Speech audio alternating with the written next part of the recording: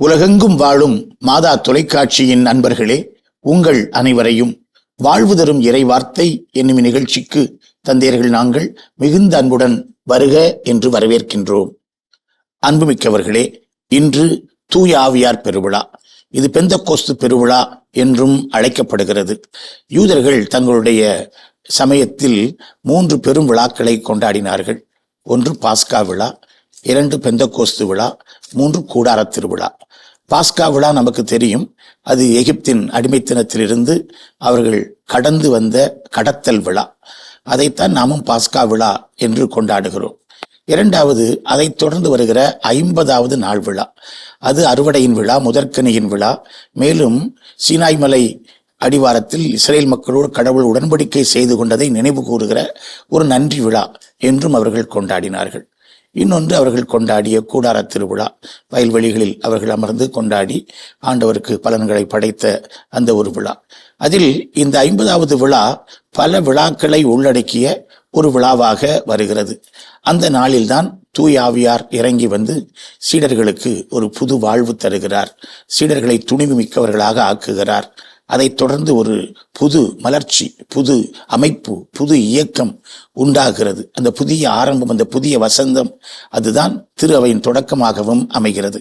அப்படிப்பட்ட அந்த விழாவை பற்றி நாம் பார்ப்போம். பெந்தகோஸ்தே யூதர்களுடைய வாழ்க்கையிலே மிக முக்கியமான விழாவாக இருந்தது. தந்தை குறிப்பிட்டது போல 3 முக்கிய வேளாண் பின் அமைவு கொண்ட அந்த திருவிழாக்களிலே வயது வந்த, அதாவது 12 வயது எட்டிய எல்லா ஆண்களும் எருசலேமுக்கு போக வேண்டிய ஒரு கட்டாயம் உள்ள அந்த 3 திருவிழாக்களிலே ஒன்றாக இருப்பதை பார்க்கிறோம். இதை பவுல் கூட பெந்தகோஸ்தே விழாவை மனமாற்றம், பணிகள், பயணங்கள் இவற்றின் மத்தியில் கூட பவுல் ஒரு உண்மையான யூதனாக, யூதத்திலே பிறந்து வளர்ந்தவராக பார்க்கும் பொழுது திருத்தூதர் பணிகள் 20ஆம் அதிகாரம் 16ஆம் வசனத்திலே ஒரு குறிப்பை பார்க்கிறோம். பவுல் ஆசியாவில் காலம் தாழ்த்த விரும்பாததால் எபேசுக்கு போகாமலேயே ஷார்ட்கட்டில் எருசலேமுக்கு செல்ல தீர்மானித்தார். காரணம், முடியுமானால் பெந்தகோஸ்தே நாளில் அங்கிருக்க வேண்டும் என்று விரைவாய் சென்றார். அப்போ அந்த பெந்தகோஸ்தே விழாவிலே எருசலேமிலே கூடி வருவது யூதருடைய கடமை மட்டுமல்ல, இந்த வாசகத்தில் நாம் பார்க்கும் பொழுது ஒரு அனுபவமாக மாறப்போகிறது. அது நம்ம எல்லோருடைய கிறிஸ்துவ ஒவ்வொருவருடைய அனுபவமாக, நம் முழு கிறிஸ்தவர்களாக, முதிர்ச்சி அடைந்த கிறிஸ்தவர்களாக மாறுவது இந்த பெந்தகோஸ்தே அனுபவத்தினால் தான் என்பதை உணர முடிகின்றது. திருத்தந்தை 2ஆம் ஜான் பால் ஒரு முறை சொல்லும் பொழுது, ஆவியானவருடைய கொடைகளை, தெய்வீக கொடைகளை சிறந்த ஒன்றாக 2ஐ குறிப்பிடுவார். ஒன்று ஒளி, இன்னொன்று ஆற்றல். ஒளி என்னவென்றால் நற்செய்தி அறிவிக்கும் ஒளி ஆவியானவர் வழியாக கொடுக்கப்படுகிறது. ஆற்றல் என்னவென்றால் நம்பிக்கை சாட்சியாக மாறும் தைரியத்தை கொடுக்கின்ற ஆற்றல். புரோமியர் அடிமைத்தனத்திலிருந்து மற்ற பல்வேறு காரணங்களினாலும் சிதறுண்ட யூதர்கள் எல்லாரும் அந்த நாளில் ஒன்றாக கூடியிருந்தார்கள். அது இல்லாமல் இன்னொன்று, இந்த நாளானது சீனாய் மலையில் ஆண்டவரோடு செய்த உடன்படிக்கை நினைவு கூறும் நாளாகவும் இருந்தது. அதனால தான் வாரங்களின் திருவிழா என்றும் சொல்லுவார்கள். 7 வாரங்கள், 49 நாள், அந்த 50ஆம் நாள் பெந்தகோஸ்து திருவிழா. சிதறுண்ட யூதர்கள் எல்லாம் கூடியிருக்கிற சமயம். அப்ப தூய ஆவியானோரின் வருகை, அந்த ஆண்டவர் குறிப்பிடுகின்ற அந்த அற்புதமான அந்த ஆசீர்வாதம், ஆவியானுடைய கொடைகளை அவர்கள் பெற்றுக்கொள்வது என்பது மிகச்சிறந்த ஒன்றாக இந்த வாசம் அமைகிறது. திரு அவையினுடைய பிறந்த நாளாக நம்ம இதை உண்மையாலுமே கொண்டாட வேண்டிய நாள்.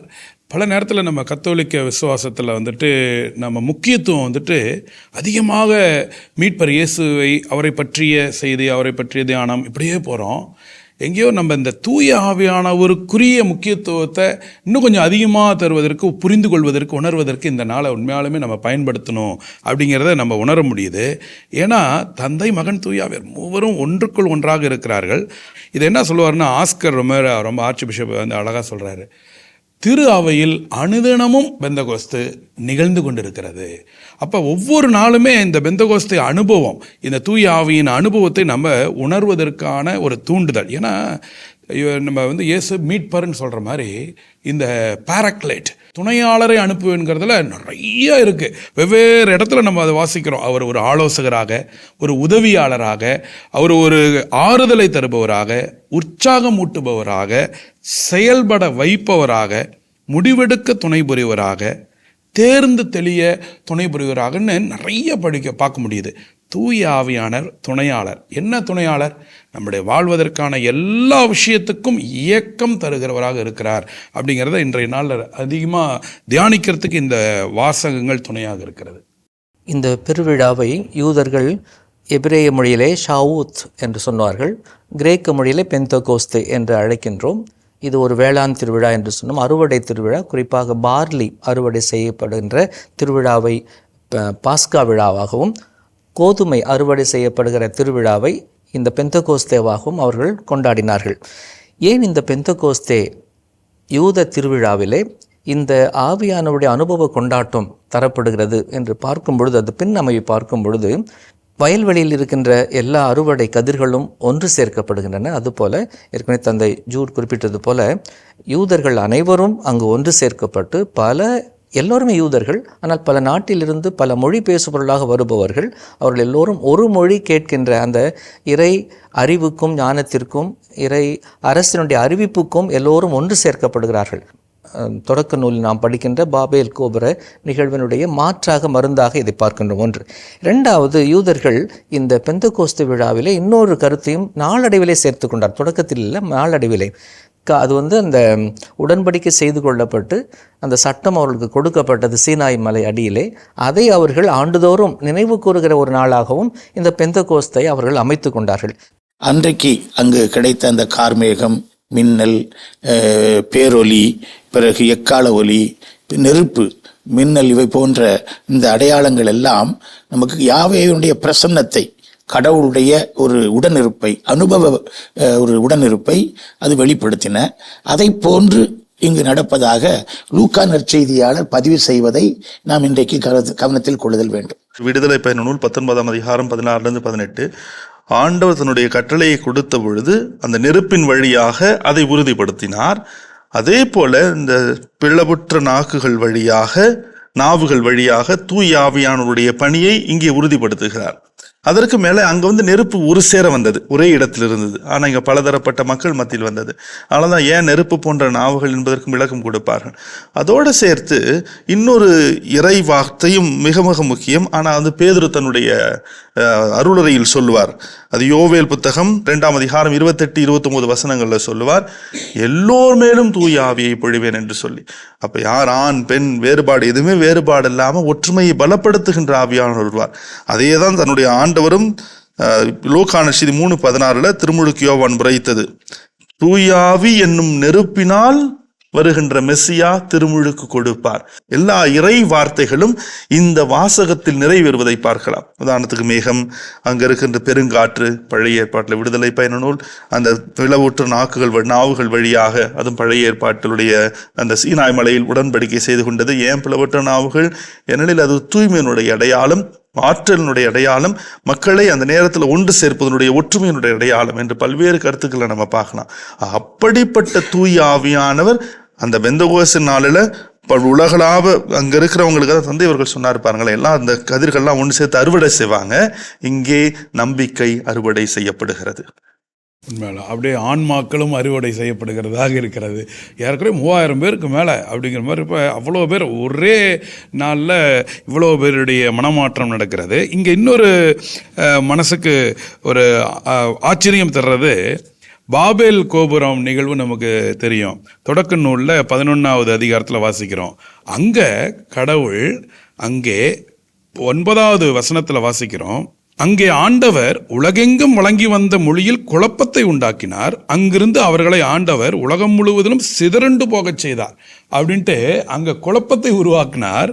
ஆனால் இங்கே இந்த திருத்தூதர்கள் வழியாக இங்கே வந்திருக்கிற ஏறக்குறைய பல்வேறு இடங்கள், இன்னைக்கு பார்த்தீங்கன்னா இந்த ஈரான், ஈராக்கு, சீரியா, துருக்கி, இந்த மாதிரி பல்வேறு நாடுகள் இணைந்து வந்தால் எப்படி இருக்கும்? எல்லா நாட்டு மக்களுக்கும் அவரவர்களுடைய தாய்மொழிகளில் அவர்கள் புரிந்து கொள்ளும் அளவுக்கு தூய ஆவியானுடைய வல்லமை செயல்பட்டிருக்குன்னா, இதை தான் இயேசு விண்ணேற்றம் அடைகிறப்ப சொன்னார், ஏதோ தூய ஆவியான துணையாளரை தருவேன், புதிய மொழிகளை பேசுவீர்கள்.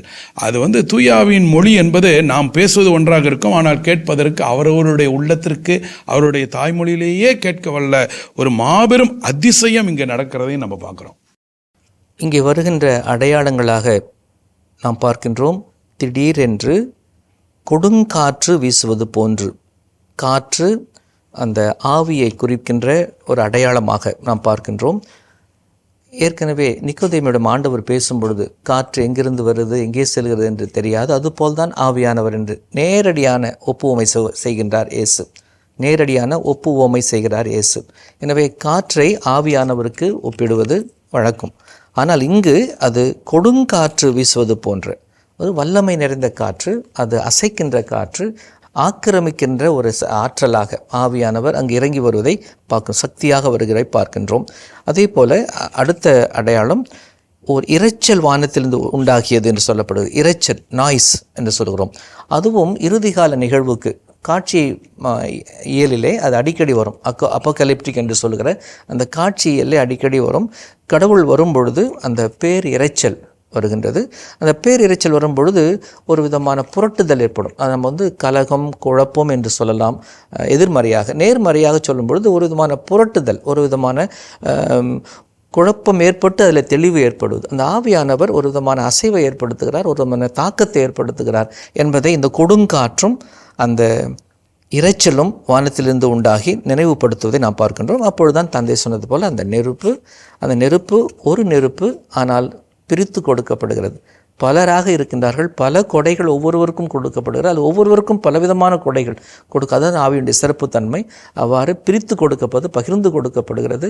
இறையாட்சியின் பொறுப்புகளும் இறையாட்சியினுடைய அந்த வரங்களும் ஒவ்வொருவருக்கும் தரப்படுவதை நாம் பார்க்கின்றோம். வெவ்வேறு மொழிகள் பேசியவர்கள் தங்கள் மொழிகள் தத்த மொழிகளில் புரிந்து கொண்டார்கள். ஏன்னா ஆவியானவர் வரும் பொழுது அங்கே வேறுபாடு எதுவுமே இருக்காது, வேற்றுமைக்கு இடம் கிடையாது, ஒற்றுமை வழி நடத்துகின்ற ஆவியானவர். அது பெந்தகோஸ்தையில் நமக்கு தெரிஞ்சிருச்சு. இன்னைக்கு நம்ம தான் பல்வேறு பிரிவினைகளால் பிரிஞ்சது, பிரிவினை சகோதரர்கள். ஏன் நம்ம கத்தோலிக்க தெருவிலே பல்வேறு சிக்கல்கள் அப்படியே உடைச்சிட்டு இருக்கிறோம். ஆவியானவர் கை, காலு, தலை தனியார், முண்டை தனியாக பிரிச்சுட்டு இருக்கிறோம். ஆனால் வருகின்ற இந்த பெந்தகோஸ்தை பெருவிழா அருமையான ஒரு அர்த்தத்தை கொடுக்கின்றது. வரும்பொழுது நீ என்ன மொழி பேசினா என்ன ஜாதியை சார்ந்திருந்தா என்ன, வெவ்வேறு மனநிலை கொண்டவர்களாக இருந்தா என்ன, ஆலயத்துக்குள்ளார வரப்ப நம்ம எல்லாரும் சேர்ந்து விண்ணுலகில் இருக்கிற எங்கள் தந்தை என்ன சொல்கிறோமே தவிர உன் தந்தை என் தந்தைன்னு சொல்றதில்லை. ஏன்னா ஆவியான ஒற்றுமை உள்ளிட்டு அந்த ஒரு அடையாளம் நமக்கு இன்னும் அர்த்தத்தை கொடுக்கின்ற அடையாளம். சீனாய் மலை அடிவாரத்தில் கடவுள் இந்த மக்களோடு உடன்படிக்கை செய்து கொண்டார். அதனுடைய வாழ்க்கையில் ஒரு மாபெரும் நாள். தாங்கள் கடவுளின் பிள்ளைகள், கடவுளின் மக்கள் என்பதை உணர்கிற நாள். இந்த பெந்தகோஸ்து பெருவிழாவிலே அதையும் அவர்கள் நினைவு கூறுகிறார்கள் என்றால் அதுதான் ஒப்புமை நிறைய நம்ம கேட்டுக்கொண்டே இருந்தோம். ஆகவே இங்கேயும் தூய ஆவியானவர் இறங்கி வந்து ஒரு புதிய இனத்தை, அதாவது திரு அவையை ஏற்படுத்தியதை நாம் நினைவு கூறுவது சால பொருத்தம். இந்த ஊற்று நமக்கு பல படிப்பினைகளை நீங்கள் சொல்வதைப் போல அது கற்றுத்தருகிறது. அவற்றை நாம் வாழ்வாக்க வேண்டும். திருத்தூதர்கள் பேசுகிறார்கள். அதை கேட்ட அங்கு கூடியிருந்த பல நாட்டு பல மொழி பேசும் யூதர்கள் தத்தம் மொழிகளிலே, அவர்களுடைய சார்ந்திருக்கிற மொழிகளிலேயே அதை கேட்டார்கள் என்று பார்க்கும். எதை கேட்டார்கள் என்பதுதான் முக்கியமானது. அங்கு அதை கேட்டது மட்டுமல்ல, அந்த 11ஆம் யூதம் தழுவியோரும் கிரேக்கரும் அரேபியரும் ஆகிய நாம் நம் மொழிகளிலேயே எதை கேட்கிறோம்? கடவுளின் மாபெரும் செயல்களை இவர்கள் பேச கேட்கிறோமே. அதான் ஒன்று புரிதல், இன்னொன்று அறிதல். அது புரிஞ்சுக்கிறாங்க அதை சொன்னதை. ஆனால் எதை புரிஞ்சுக்கிட்டாங்க, எதை அறிஞ்சாங்கனாக்கா கடவுளின் மாபெரும் செயல்களே தான் நற்செய்தி. அதை கடவுளுடைய மீட்பினுடைய செயல், இயேசு கிறிஸ்து இறப்பு உயிர்ப்பிலே நமக்கு பெற்றுத்தந்த, சம்பாதித்து தந்த அந்த மீட்பினுடைய மாபெரும் செயல்களை அவர்கள் சொல்லுகிறார்கள். அப்போது இந்த நற்செய்தியானது மூலை முடுக்குகளுக்கெல்லாம் போய் சேர்கிறது இந்த ஆவியானவருடைய திருப்பொழிவினால் என்ற அந்த விளைவையும் அந்த தாக்கத்தை பார்க்கின்றோம். இன்றைய நற்செய்தியானது யோவான் நற்செய்தி 15ஆம் அதிகாரம் கடைசி 2 வசனங்களும் 16ஆம் அதிகாரத்தில் 12, 13 ஆகிய வசனங்களும் தேர்ந்தெடுத்து தரப்பட்டிருக்கின்றன. இயேசு தன்னுடைய இறுதி உணவின் பொழுது நீண்ட பேருரை ஆற்றினார். அதில் பல உண்மைகளை அவர் வெளிப்படுத்தினார். அவ்வாறு அவர் வெளிப்படுத்துகிற பொழுது தூயாவியை பற்றிய வெளிப்பாட்டையும் தன்னுடைய சீடர்களுக்கு அவர் கொடுத்தார். தூயாவியை பற்றிய பல அனுபவங்கள் நிகழ்வுகளாக இயேசுனுடைய வாழ்வில் காண கிடக்கின்றன. ஆனால் தூயாவியை பற்றிய ஒரு தெளிவான படிப்பினை, அறிவுரை இங்கே இயேசு நமக்கு தருகிறார். யோவான் நற்செய்தியாளர் 2 வார்த்தைகளை பயன்படுத்துவார் தூயாவை பற்றி குறிப்பதற்கு. முதல் 12 அதிகாரங்கள் அவர் பயன்படுத்துகின்ற கிரேக்க வார்த்தை நியூமா என்ற வார்த்தை. உதாரணத்திற்கு நிக்கோதேமுவை பார்க்கும் பொழுது ஆவியானவரை பற்றி பேசுகின்ற வார்த்தை அங்கு கொடுக்கப்பட்ட கிரேக்க வார்த்தை நியூமா. அது காற்று, தூய ஆவி என்று பல்வேறு விதத்தில் நம்ம மொழிபெயர்க்கலாம்.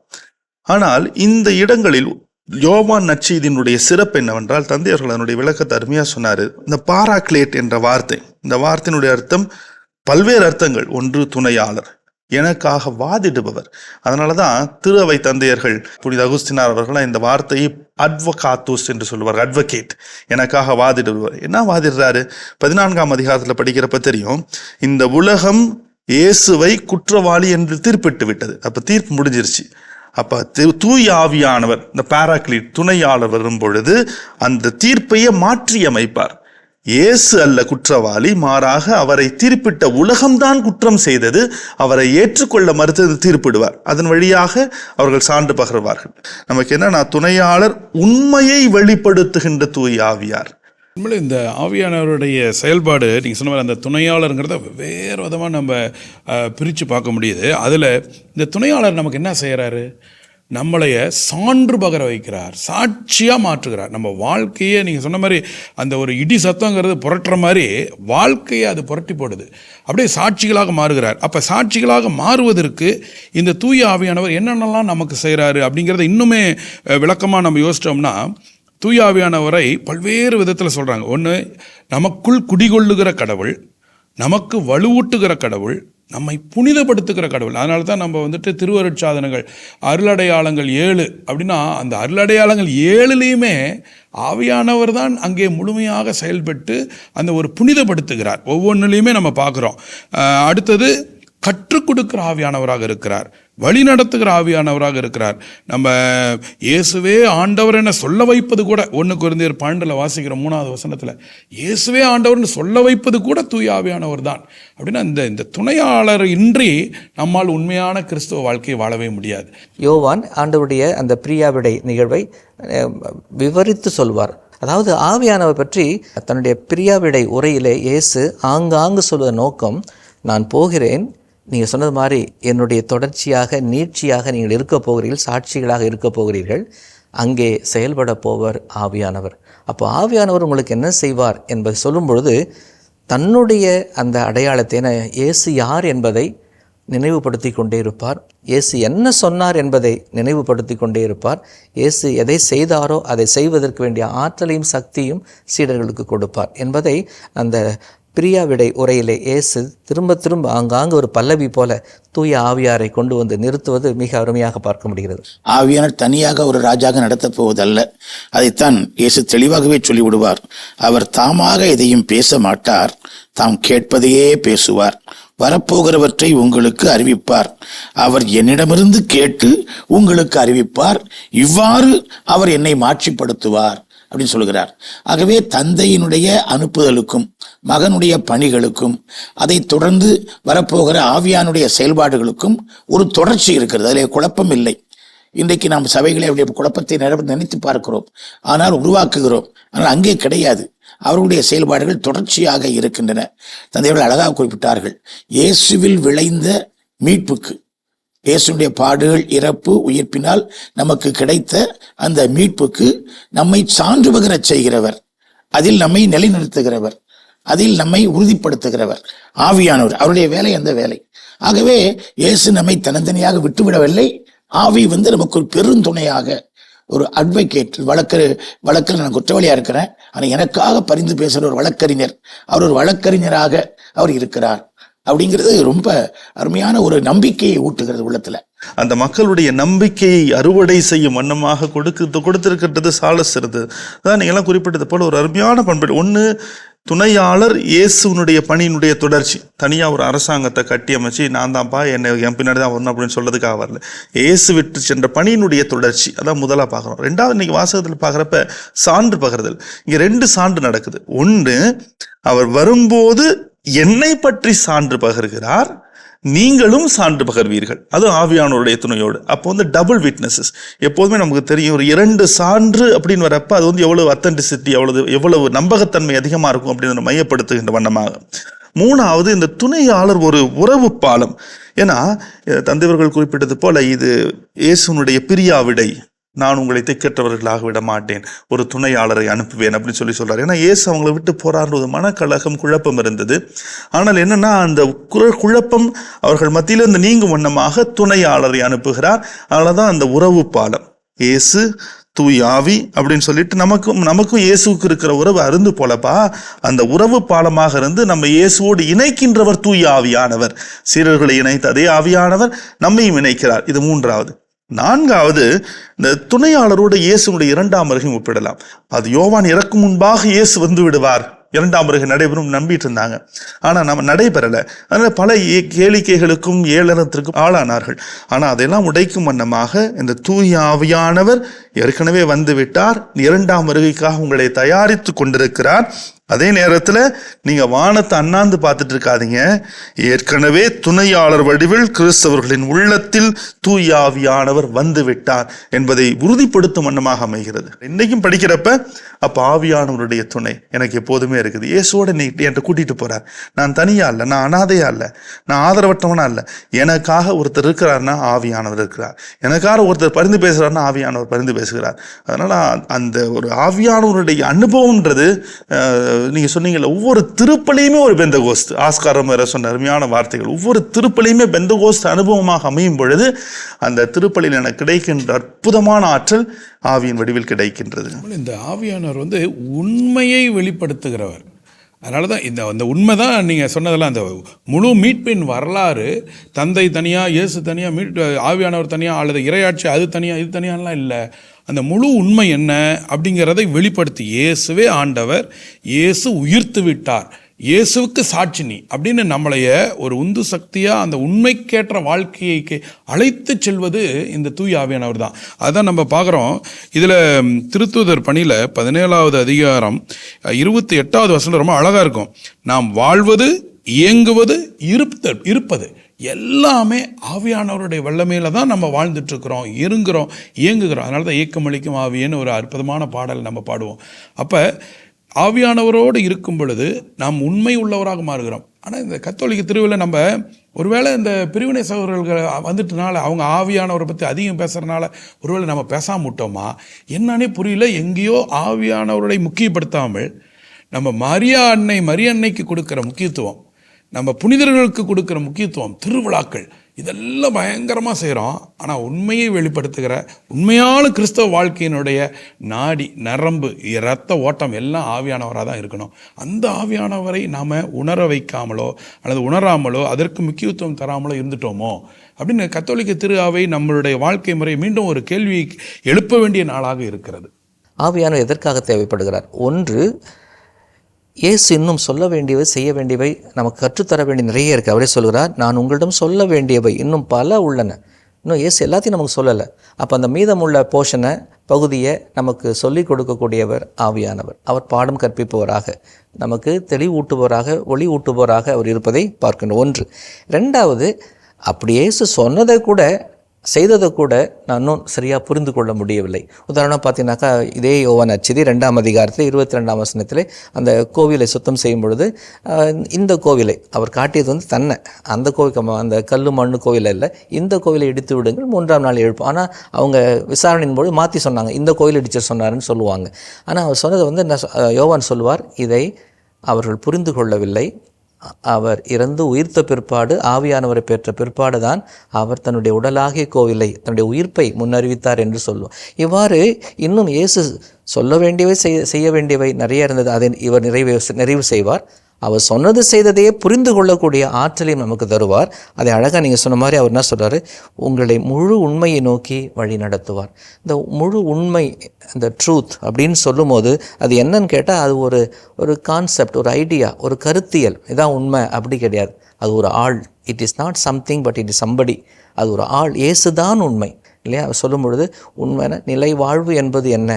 உம்மையும் நீர் அனுப்பிய உம் மகனையும் புரிந்து கொள்வதுதான் நிலை வாழ்வு. அந்த அதுதான் முழு உண்மை. அதான் சொல்வார். இன்றைய வழிபாட்டிற்காக கலாத்தியருக்கு எழுதிய திருமுகம் 5ஆம் அதிகாரம் 16 முதல் 25 முடிய உள்ள வசனங்கள் நமக்கு தரப்பட்டிருக்கின்றன. பவுலடியார், மனிதர்களாகிய நாம் பாவத்தில் விழுகிறோம். அவை 3 வகையான பாவங்கள் என்று குறிப்பிடுகிறார். 1 பேஷன், 2 பொசஷன், 3 பிரைடு. இச்சைக்குரிய பாவங்கள், ஆசைக்குரிய பாவங்கள், ஆணவத்திற்குரிய பாவங்கள். இவற்றிலிருந்து நாம் விடுதலை பெற வேண்டும் என்றால் அப்பதான் நம்ம ஒரு பக்தியுள்ள, நீதியுள்ள, அருள்வாழ்வு வாழ்க்கை வாழ முடியும். அதற்கு தூய ஆவியானவர் நமக்கு துணை தருகிறார். ஆகவே சொல்லுகிறார், நீங்கள் ஊனியல்பின் இச்சைகளை நிறைவேற்றாமல் தூய ஆவியின் தூண்டுதலுக்கு ஏற்ப வாழுங்கள். ரொம்ப அழகான அறிவுரை. செயல் திட்டத்தோடு இன்றைய வாசகம் முடிவதாக அமைகிறது. ஆண்டவருடைய ஆவியானவரால் நிரப்பப்பட்டு ஆவிக்குரிய வாழ்க்கை வாழ வேண்டும் என்றால் என்ன செய்ய வேண்டும்? ஆண்டவரிடமிருந்து என்னை பிரிக்கின்றது எதுவோ அதெல்லாம் ஆவிக்குரிய செயல்பாடுகள் கிடையாது. அப்போ ஆண்டவரோடு இணைக்கின்றது எது? அதான் அருமையான அந்த கனிகள். 9 கனிகளை பட்டியலிடுவார். அன்பு, அமைதி, பொறுமை, பரிவு, நன்னயம், கனிவு, தன்னடக்கம், எல்லாம் மகிழ்ச்சி. இதெல்லாம் இருக்கிறது என்றால் இந்த ஆவிக்குரிய செயல்பாடு என் வாழ்க்கையில் இருக்குது. இது என்னுடைய வாழ்க்கையில் இருக்குதுன்னா என்னுடைய குடும்பத்தில் இருக்கும், சமுதாயத்தில் இருக்கும், திரு அவையில் இருக்கும், நான் சந்திக்கின்ற மனிதரிடத்தில் நான் கொடுப்பேன். ஆக இத்தகைய ஆவிக்குரிய வாழ்க்கை வாழ இந்த 2ஆம் வாசகம் நம்மை அழைக்கிறது. நாம் எப்படி ஆவியானவரால் ஆட்கொள்ளப்பட்டவர்களாக வாழ முடியும்? அது 19:21 சொல்லும் பொழுது அவர் என்ன சொல்கிறாருனாக்கா, ஊன் இயல்பின் இச்சைகளுக்கு செயல்கள், ஆனால் ஆவியானவர்களுக்கு கனி. ஆவியானவரால் நடத்தப்படும் பொழுது அங்கே கனிகளாக அது வரும், அது செயல்களாக இருக்காது. ஆனால் ஊனியல்பால் நாம் வழி நடத்தப்படும் பொழுது அது தாக்கத்தை ஏற்படுத்தக்கூடிய, விளைவுகளை ஏற்படுத்தக்கூடிய, அதுவும் கடுமையான எதிர்மறையான பாதிப்புகளை ஏற்படுத்தக்கூடியவை தான் ஊனியல்பின் செயல்கள், எர்கா, அந்த டீட்ஸ் என்று சொல்லுகிறோம்.